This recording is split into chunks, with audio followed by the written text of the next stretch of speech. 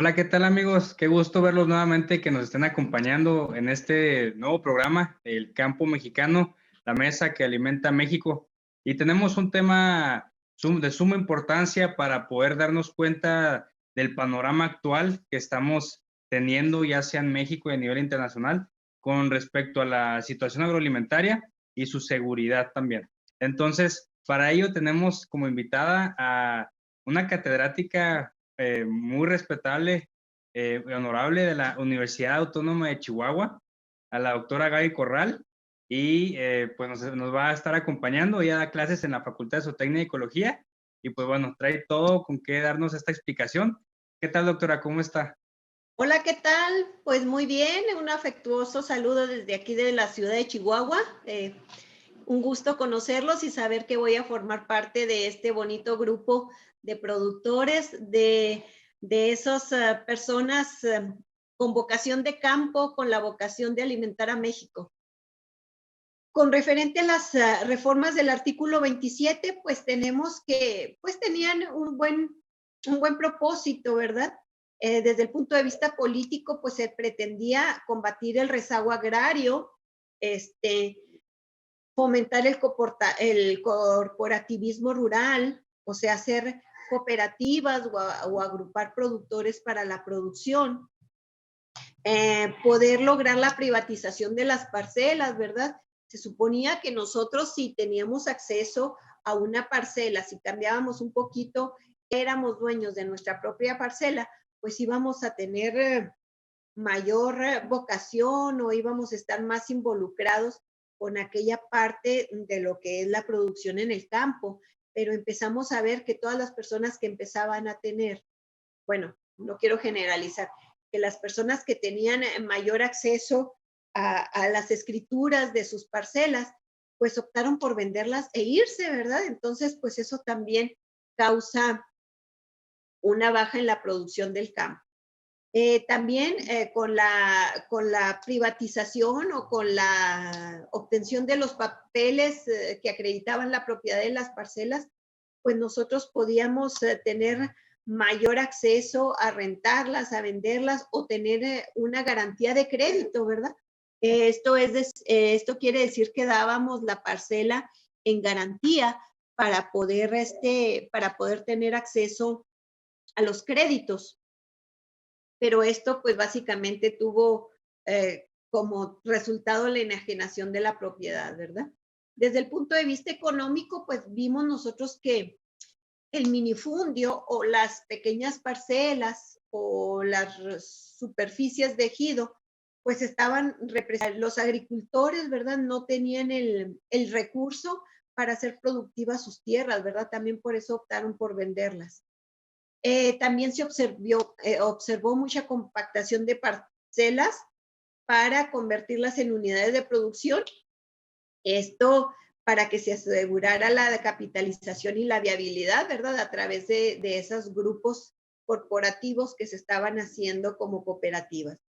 ¿Qué era lo que quería también este artículo? Pues dar certeza a la tenencia de la tierra para estimular la inversión privada, de llevar a cabo, por ejemplo, la producción por contrato. ¿Qué quiere decir? Que una persona le daba a un pequeño productor el recurso para que sembrara la tierra y cuando ya tenía las cosechas, pues ellos mismos se las compraban y les restaban, ¿verdad? El dinero que les habían proporcionado para la siembra. Tenía también el objetivo de buscar la reconversión productiva y hacer más sustentable pues el campo. Pero pues nosotros observamos, ¿verdad? Que como mexicanos pues estábamos en una competencia desventajosa con respecto al mercado internacional. ¿Por qué? Porque en otros países como en Estados Unidos pues había mejores fuentes de financiamiento para los productores, había diésel subsidiado, había mayor acceso a los créditos con un interés más bajo y eso pues impactaba directamente en los costos de la producción. Con respecto a las reformas al artículo cuarto, pues esto también tuvo un motivo que es muy loable, ¿verdad? Que es muy interesante. Si nosotros no cuidamos nuestro futuro, ¿verdad? En este caso, si no se asegura o no se busca el bienestar de los niños y las niñas, pues estamos apostando mal al crecimiento de nuestra sociedad. Entonces, en las reformas del artículo 4 estaban enfocadas a garantizar la alimentación, la salud, la educación y el sano esparcimiento. Se buscaba que los padres, los tutores o quienes cuidaban los niños tenían la obligación de preservar los derechos de los niños para que los niños crecieran de manera integral, bien alimentados, bien educados y con salud. En este caso, el Estado proveería lo necesario para proporcionar estas fuentes de bienestar a los niños, ¿verdad? Para que ellos estuvieran siempre tratados con dignidad y en el pleno ejercicio de sus derechos. Cuando hablamos de esto, pues estamos hablando de que se crearon muchas estancias infantiles, de que se crearon casas hogar para los niños, de que se abrieron escuelas de tiempo completo, en donde estaban incorporadas esas escuelas a comedores para que los niños recibieran una atención y una nutrición adecuada mientras sus mamás se encontraban en horarios laborales, ¿verdad? Entonces era una manera de apoyar a la infancia. El Estado para este caso, ¿verdad? Estuvo siempre en la forma de coayudar o apoyar a esas madres de familia que tenían la necesidad de tener a sus niños en guarderías o en escuelas de tiempo completo, según las características de su población. ¿Qué hubo en relación a esto? Bueno, pues que se registró en México una desnutrición crónica que afectaba al 21% de los niños menores de 5 años. Fíjense que estos niños que son menores de 5 años, pues no tienen el criterio, ¿verdad? Ni tampoco los valores de producción para poder alimentarse. Entonces, estos niños dependen básicamente de la alimentación y de los bienes que les pueda proporcionar un adulto. Entonces, se encontró, ¿verdad?, que los niños menores de 5 años que vivían en las zonas rurales, pues eran los que estaban más desnutridos. Que el sobrepeso y la obesidad prevalecía en el 24% de los niños menores de 12 años en México. El acceso a mucha comida chatarra, ¿verdad?, está desencadenando este problema. Y lo de menos sería que fueran niños obesos, ¿verdad? El problema es que se desatan a una edad muy temprana problemas. ¿Por qué? Porque requieren de mucho medicamento para poder controlar esos niños. Entonces, lo mejor es prevenir, ¿verdad? Y es aquí donde la buena producción que se tiene en el campo es muy importante. Por eso nosotros necesitamos revalorar más a la gente que produce en el campo. ¿Por qué? Porque ellos son los que van a producir los alimentos que son naturales, los alimentos que son benéficos para nuestro organismo. Tenemos que eliminar las dietas ricas en azúcares, tenemos que buscar productos de origen animal, pero que no estén altamente procesados, ¿verdad? ¿Por qué? Porque esto va a traer como consecuencia enfermedades crónico-degenerativas, como las cardiovasculares, el diabetes y distintos tipos de cáncer, ¿verdad? Entonces, de todos los primeros lugares que deberíamos de tener, ¿verdad? Pues tenemos el que es más deshonroso, que es el primer lugar en obesidad y el primer lugar en países de América Latina que tiene la venta de productos altamente procesados. O sea, no debería de ser eso, pero bueno, pues ya lo tenemos aquí. Entonces, ¿por qué la seguridad alimentaria? Pues bien decían los españoles que era el cuerno de la abundancia, ¿verdad? Aunque ya nos quitaron la mitad de ese cuerno de la abundancia cuando nos invadieron los norteamericanos. Pero bueno, fíjense, vemos un país muy colorido, un país muy rico en muchas cosas. Tenemos mar, tenemos zonas de trópico, tenemos zonas de desierto, y esta ubicación que tiene México en el globo terráqueo, pues a nosotros nos coloca en el segundo lugar con menor inseguridad alimentaria de América Latina. ¿Qué quiere decir? Pues que aquí deberíamos de sufrir menos por el alimento, ¿verdad? Porque se producen muchas cosas en todos los meses del año. Tenemos el cuarto lugar como exportador de frutas, lo cual es muy bueno. Somos la quinta potencia productora de alimentos en el mundo. Tenemos el sexto lugar como productor mundial de frutos. Tenemos una diversidad agroclimática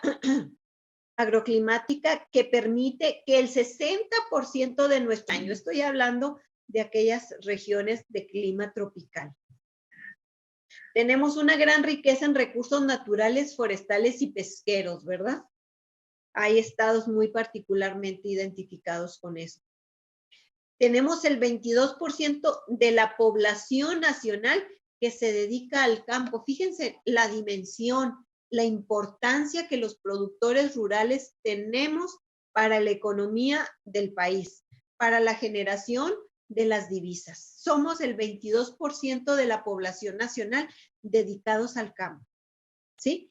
Y aquí, desgraciadamente, se está concentrando el 31.8% de la pobreza alimentaria.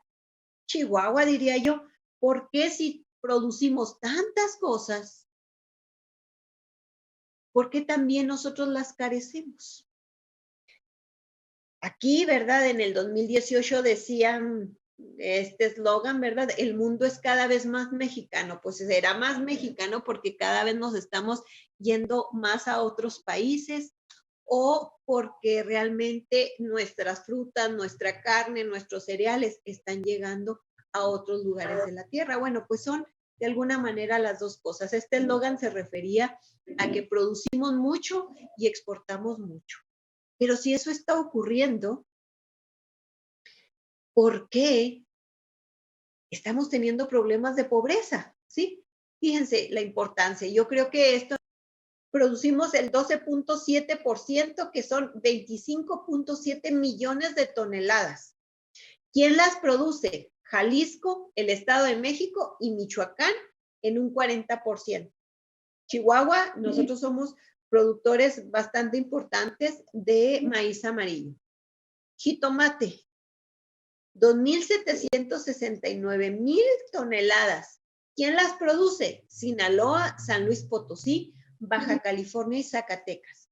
¿A dónde se va nuestra producción? A Estados Unidos, Canadá y Japón. Pues qué bueno, ¿verdad? Porque podemos obtener a través de esas ventas algo de dinero en dólares o en yenes, en divisas que son buenas para México.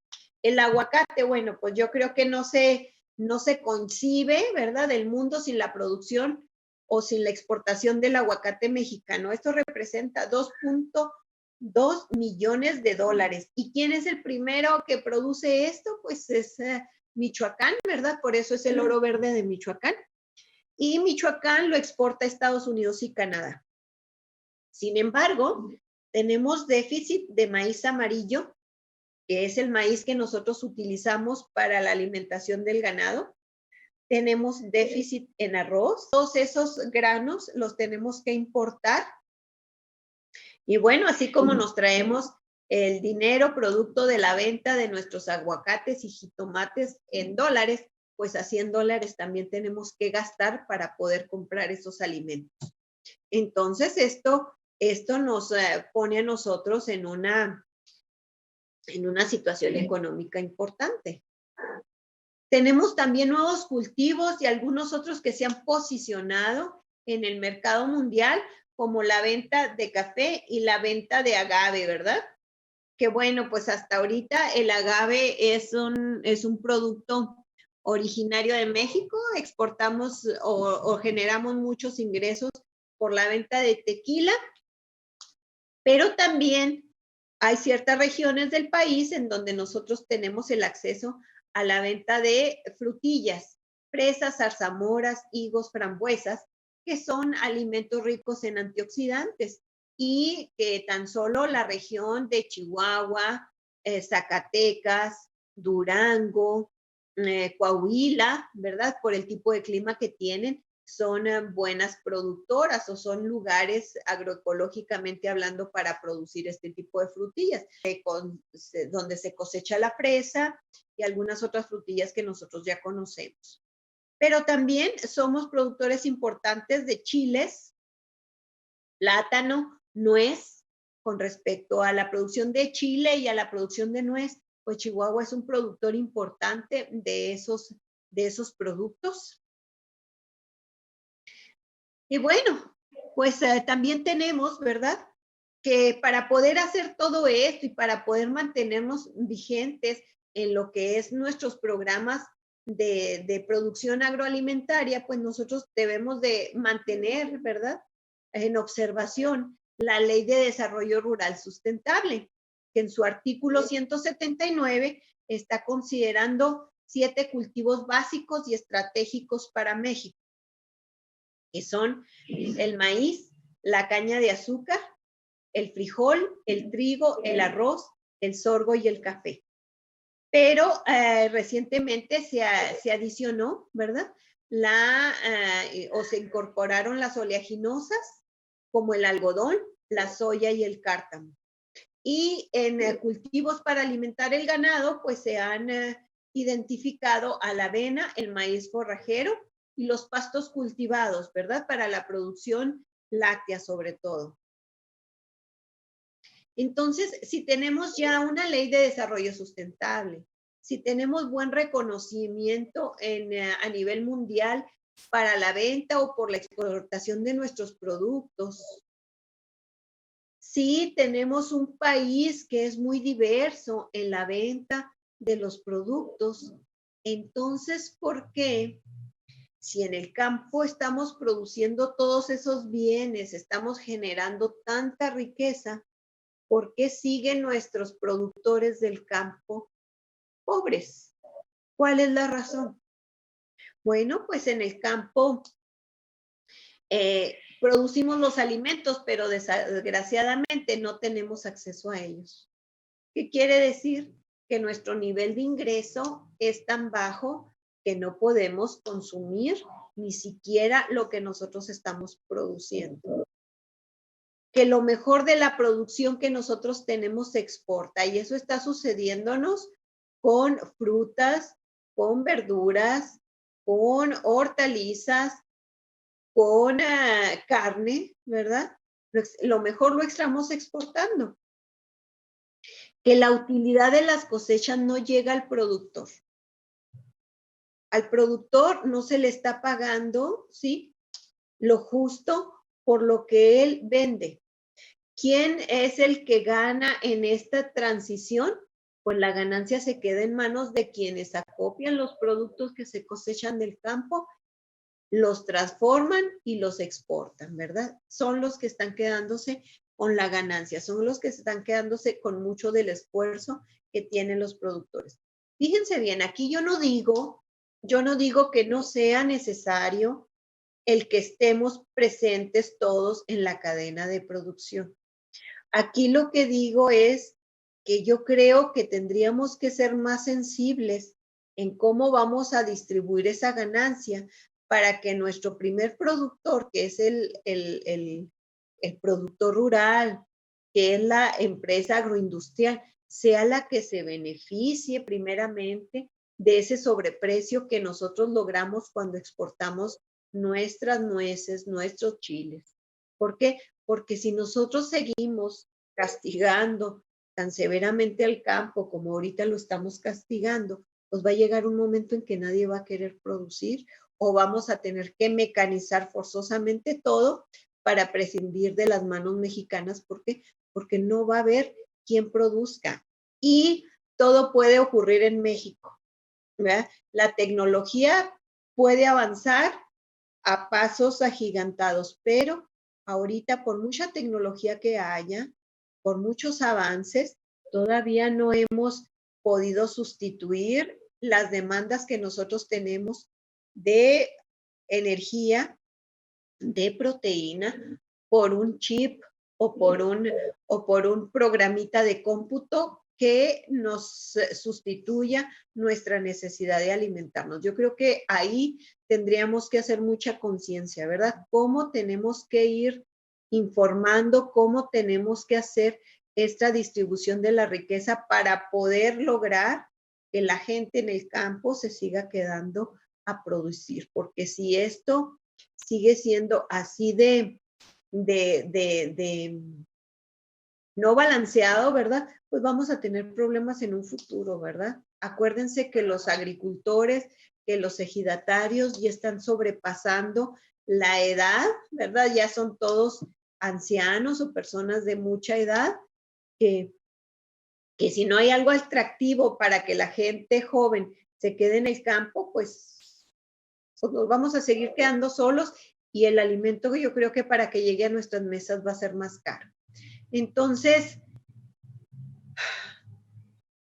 es importante que volteemos a ver al campo y que los transformadores y los exportadores compartamos algo del valor agregado que le estamos dando a nuestros productos con el precio de compra de los alimentos básicos que nosotros estamos obteniendo del campo. Si hubiera una distribución más justa, ¿verdad?, de estos ingresos, pues yo creo que se podría combatir de alguna manera la desigualdad y la injusticia social que todavía prevalece en nuestro querido México.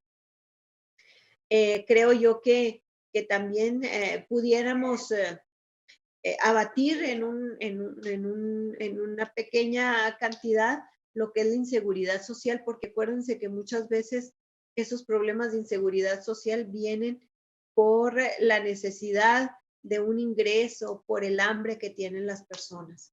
Y pues si nosotros tuviéramos en una mejor condición a nuestros productores, pues entonces tendríamos una mejor nutrición y menor prevalencia de enfermedades a nivel de productores del campo. Pues sin más por el momento, estamos muy, muy agradecidos de haberla tenido aquí con nosotros. La verdad fue un gran honor tenerla no solo como maestra y amiga, sino también aquí como colega y que nos enseñe un poquito más y comparta sus conocimientos.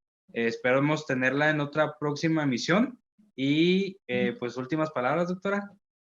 Pues no, pues me está invitando a tener esta mesa de plática, esta mesa de diálogo con los productores de México, decirles que yo como mexicana estoy muy orgullosa del trabajo que ustedes hacen, de que estoy muy consciente del valor que tiene el andar todos los días bajo el intenso sol, ¿verdad? Teniendo ese contacto de nuestros pies con la tierra y arrancarle a la tierra tantos frutos, tantas maravillas que pueden llegar a nuestra mesa. Espero que no sea la última vez y bueno, pues arriba México, arriba los productores rurales de México, que son los que realmente alimentan a esta gran máquina, ¿verdad?, que somos todos los mexicanos y que gracias a ustedes pues podemos gozar de los sabores, del color, de la gastronomía, de ese ingenio, de ese ser tan hermoso que son los agricultores y los ganaderos. Gracias, doctora. La verdad, muy bonitas sus palabras. Y sí, viva México, viva la agricultura, viva el campo mexicano, la mesa que alimenta a México. Muchísimas gracias por habernos acompañado, amigos, en este programa. Esperemos vernos pronto. Muchísimas gracias. Cuídense mucho y coman frutas y verduras. Claro que sí. Y carne, mucha carne y leche. Mucha carne. Adiós. Bye.